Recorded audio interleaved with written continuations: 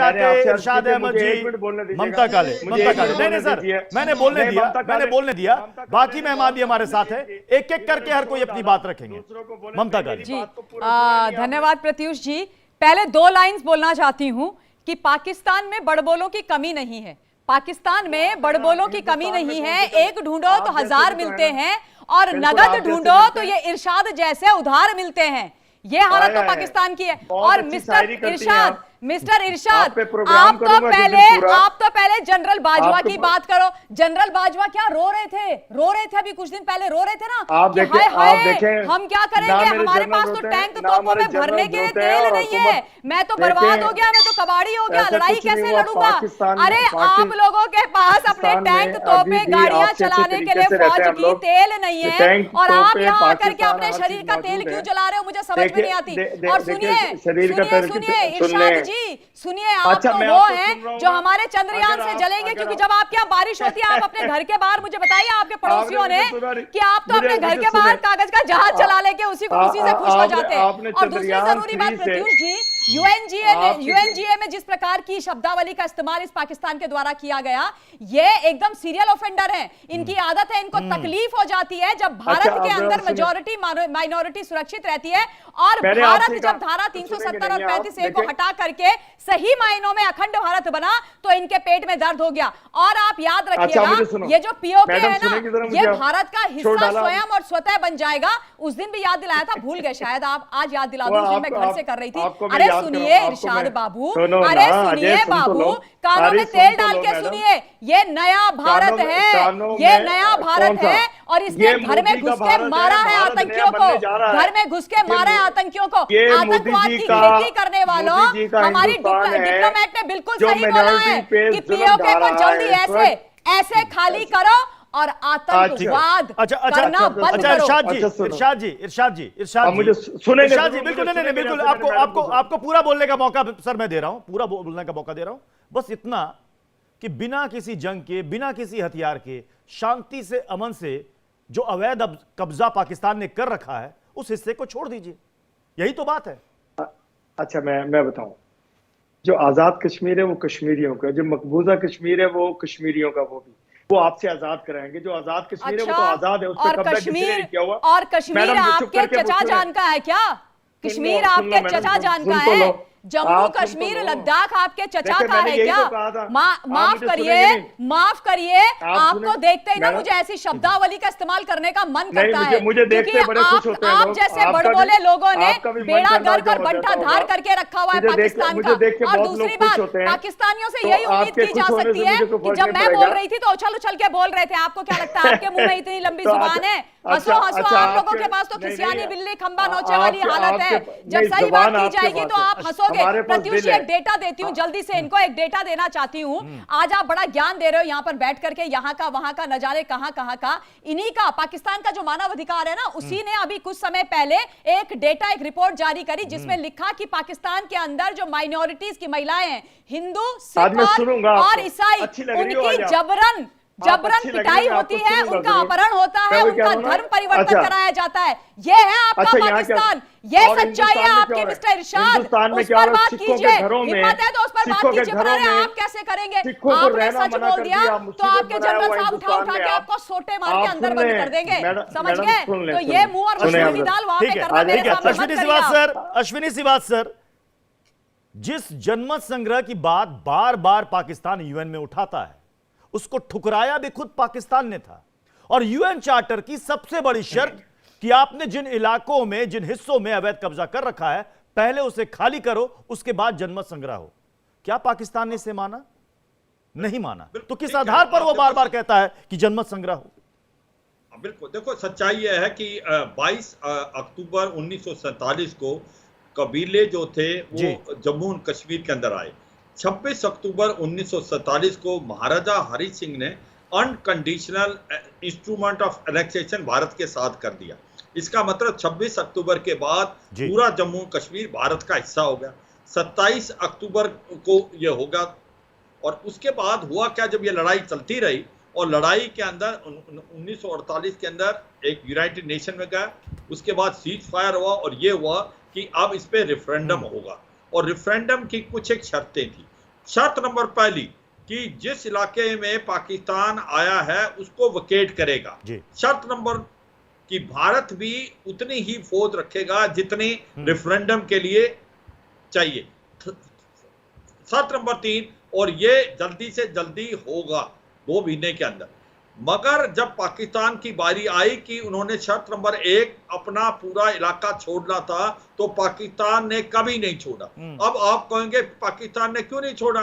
क्योंकि पाकिस्तान को डर था जिस दिन वो छोड़ देंगे वो इलाका भी चला जाएगा। उनको यह भी मालूम था अगर वो रेफरेंडम करेंगे तो कोई भी लोग इनको वोट नहीं करेगा, क्योंकि जिस प्रकार से इन्होंने बलात्कार किया, लूटा, क्रिश्चियन की जो मिशनरी थी बारामूला में उनको भी नहीं छोड़ा। तो इनको मालूम था कि सच्चाई यह है कि अब रेफरेंडम होगा तो इनको 5% भी लोग वोट नहीं करेंगे। तो इसलिए इन्होंने कभी किया नहीं। अब ये रट लगाते रहे। अब देखें प्रस्तुत सिचुएशन आज की तारीख में क्या हो रहा है कि आपके पीओजे के और गिलगित बाल्टिस्तान में लोग विद्रोह कर रहे हैं, सड़कों पे आ गए।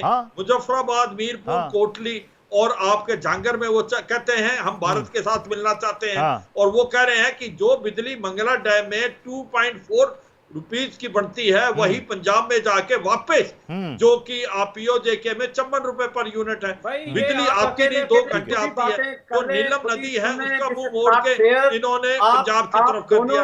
इसी प्रकार गिलगित बाल्टिस्तान में चाइना पाकिस्तान इकोनॉमिक कॉरिडोर बना दिया, उसको भी एक्सप्लॉइट कर रहा है। पहले पाकिस्तानी करे, चीनी। अब वो कहते हैं हम शिया पॉपुलेशन है, हमें सेकंड क्लास सिटीजन माना गया, डेमोग्राफी चेंज कर गई, सुन्नी जो एक्स सर्विसमैन को वहां बसाएगा। वो कहते हैं स्कार्दू से लेके कारगिल की सड़क खोलो।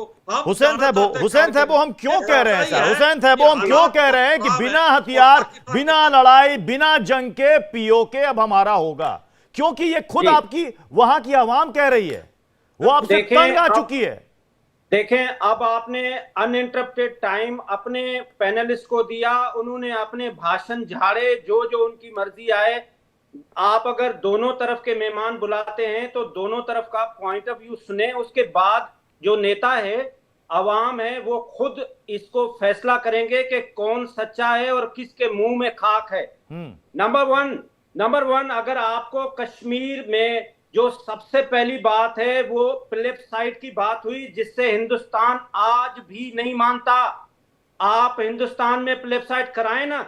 नंबर 2, अगर आप ये समझते हैं पाकिस्तान की टोटल आर्मी की जो स्ट्रेंथ है वो 7 लाख है, आपने सिर्फ कश्मीर में जहां पे आपने कब्जा किया हुआ है उधर 9 लाख, उधर आपकी नहीं, जनरल की गाड़ी में तेल है।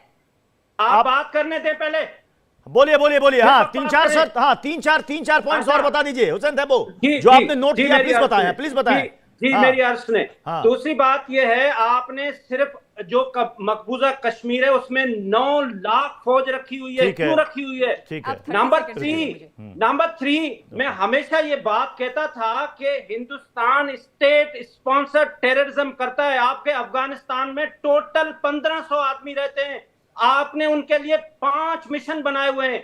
यूएस में आपके 4.5 बिलियन लोग रहते हैं, आपने 6 मिशन बनाए हुए हैं। तो ये जो आपने 5 मिशन बनाए हुए थे, ये सिर्फ और सिर्फ आपने रीजन में स्टेट स्पॉन्सर्ड टेररिज्म के लिए बनाए थे। ठीक है, ओके, ठीक है।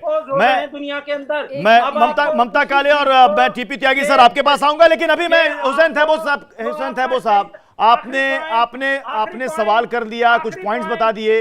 अभी आपने कहा ना कि स्टेट स्पॉन्सर्ड टेररिज्म, आपने कहा हिंदुस्तान कहां कैसे फैला रहा है। इसी साल के जनवरी में यूएन की तरफ से 150 आतंकियों और संगठनों की सूची जारी होती है जिसमें सारे के सारे पाकिस्तान के होते हैं, और उसमें आपके हाफिज चचा होते हैं, आपके मसूद अजहर चचा होते हैं, आपके सैयद सलाउद्दीन चचा होते हैं, आपके लखवी चचा होते हैं, आपके अब्दुल रहमान मक्की होते हैं। ये सब आपके पीस एम्बेसडर होते हैं, ये सब आपके चचा होते हैं। इसलिए आपके मुंह से terrorism, state sponsored terrorism, Hindustan का हाथ, अरे आपको हिंदुस्तान नहीं, आपको यूएन आईना दिखाता है, आपको यूएन आईना दिखाता है, यूएन आपको आईना दिखाता है। लेकिन अब क्या करें, अब क्या करें, इसको कहते हैं हमारे यहाँ पता नहीं आपके यहाँ क्या वो शब्द चलता है नहीं चलता, थेथरई,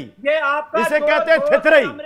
आप कितना भी कर लीजिए वो सुधरने वाली हालत में नहीं होते। टीपी त्यागी सर, मैं आ रहा हूं ममता काले आपके पास भी। टीपी त्यागी सर, टीपी त्यागी सर, ये हमें ज्ञान दे रहे हैं, ये हमें ज्ञान दे रहे हैं स्टेट स्पॉन्सर्ड टेररिज्म का।